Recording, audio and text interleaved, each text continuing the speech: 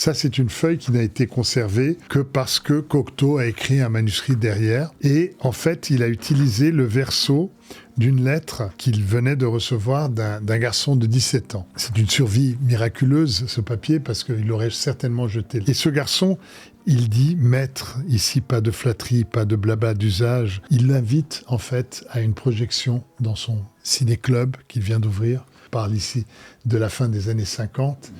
Et il dit « On va montrer le sang d'un poète et si vous venez, la survie est assurée du ciné-club. Sinon, ce sera un mort-né de plus ».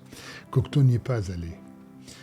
Il a ignoré la demande. Et quelques années plus tard, il allait lui lécher les bottes considérablement. Il s'appelait François Truffaut. Oh, extraordinaire. Donc c'est Truffaut qui l'invite à cette projection. Et la lettre de Truffaut n'a survécu que parce qu'elle a servi de brouillon. Oh, c'est extraordinaire. Un texte sur un autre cinéaste, tu vois, de Cocteau. Ça relève du miracle. Oui, cette survie, oui, c'est un miracle parce que je crois que dans aucune biographie, on ne parle de ça, ni de Cocteau, évidemment, ni de Truffaut. Quel âge a 17 ans. Il regarde 17 cette ans. Écriture de gamin et regarde cette mise en position d'infériorité, Voilà. d'admiration en tout cas.